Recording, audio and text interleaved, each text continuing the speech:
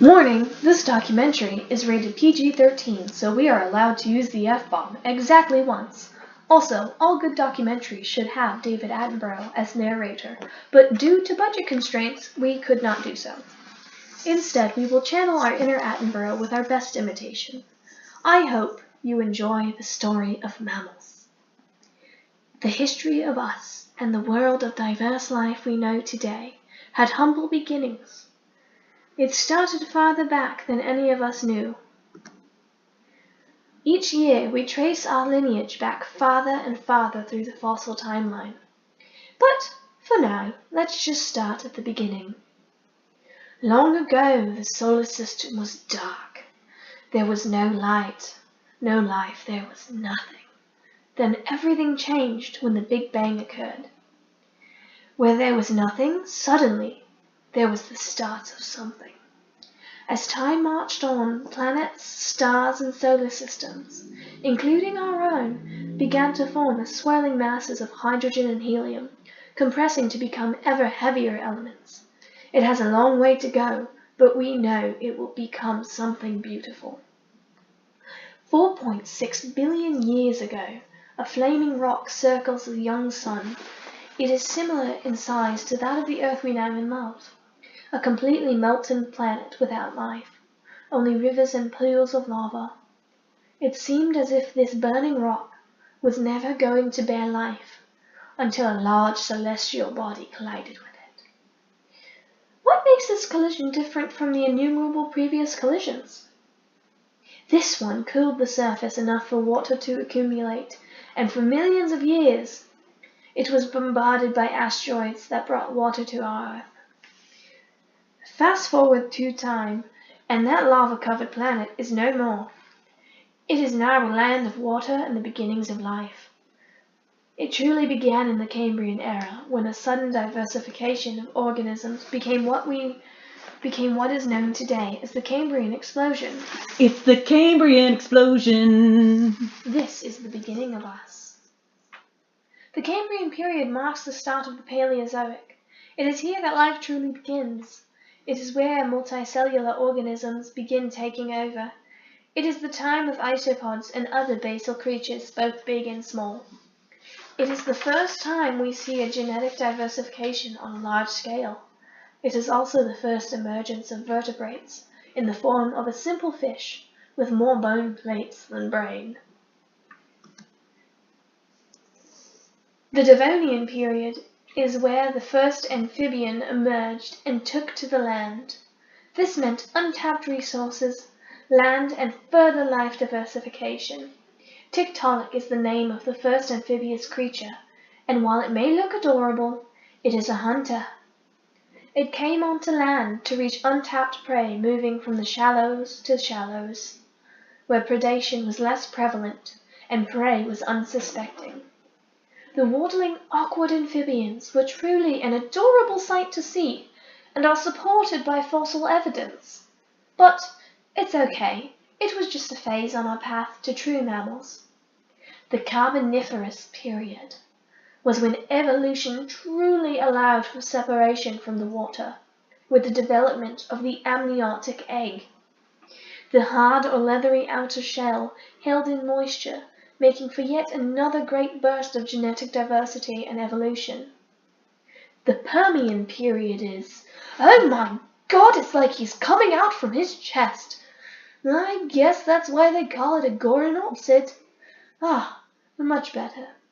The Permian period is the time of mammal ancestors, where they had some qualities of mammals, but not yet enough to be considered as such. The first of these creatures were called synapsids and are known as the mammal-like reptiles. They are divided into two relatively distinct groups, the basal group known as the pelycosaurs and the more advanced group called the therapsids. The therapsids are more upright and are closer to mammals in characteristics. The synapsids split off from the sauropsids, which are ancestors to our modern birds and reptiles, meaning we now have two very distinct ancestral groups evolving during the Permian.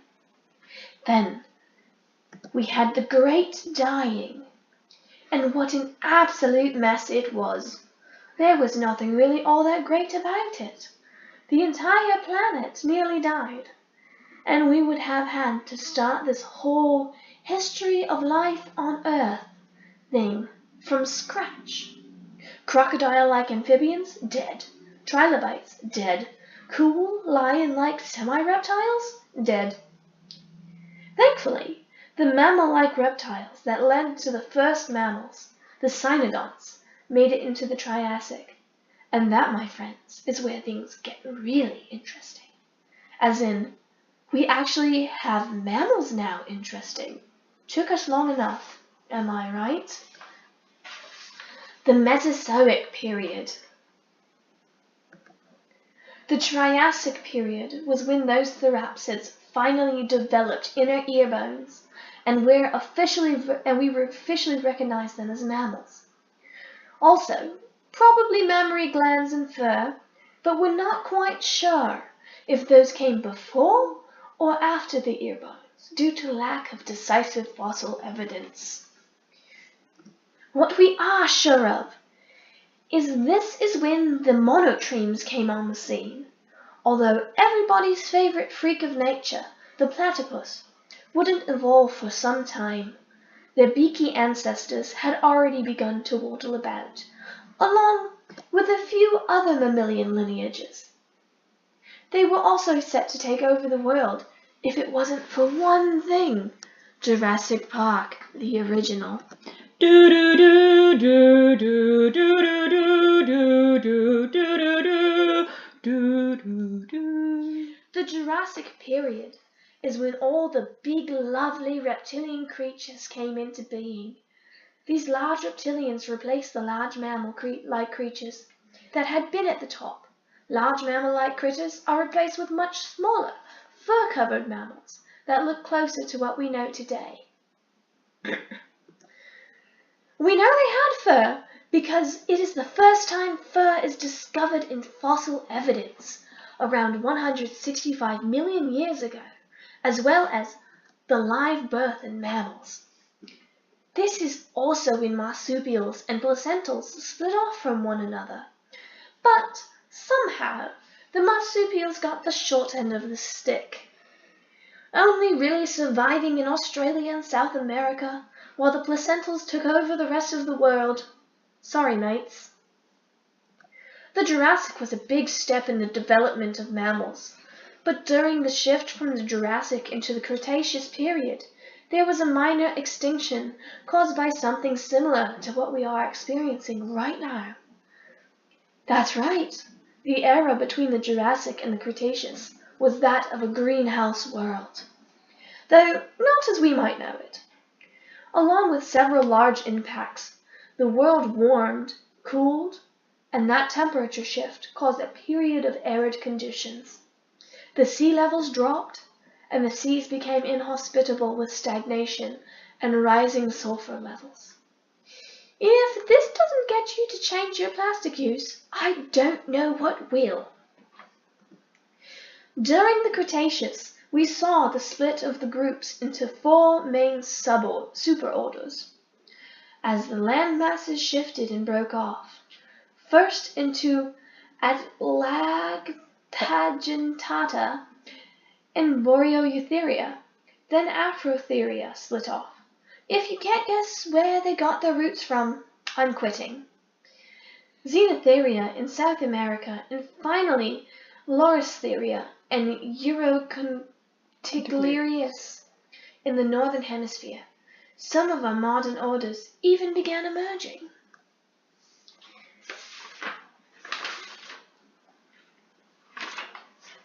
Wow.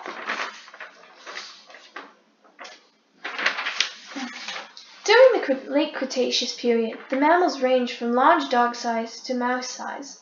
It was due to this small size that mammals were able to ride out the KPG mass extinction event, when the Earth was whammied with yet another large asteroid.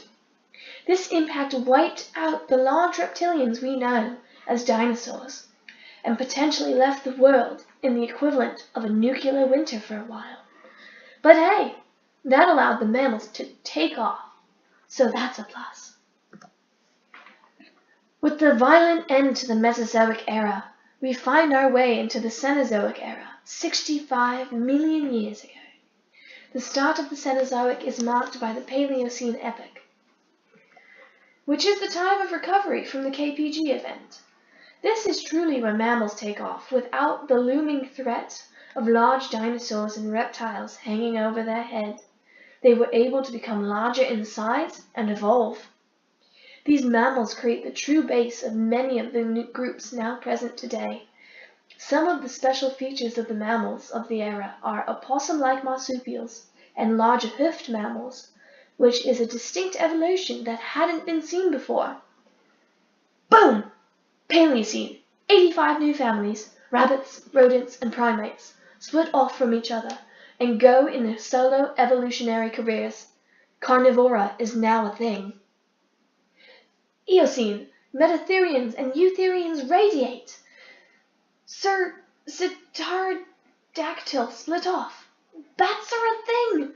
Horse ancestors are everywhere. Oligocene. Climates get colder. Antarctica and South America get divorced. South America takes custody of the marsupials with it. Horse ancestor stock markets crash as species and entire lineages blink out. But now we have rats, deers, and more awesome carnivores. Miocene. Climate's back, and now we have grasslands everywhere. More rodentia, more Artiodactylia, more proboscidans, more primates, and more bovidae. All of the bovidae. Pliocene grazers come to kick browsers' asses at surviving, and now animals look like what we have now. Pleistocene. It's all over the place. Climate is crazy. Last of the giant mammals die off. Tigers and lions and bears are here. Giant rhinos, tiny elephants, you name it. And then we came along. And well, here we are today. And what does the future hold? Well, I guess that's for us to find out in this truly amazing journey. God damn it, we forgot about the fucking F-bomb.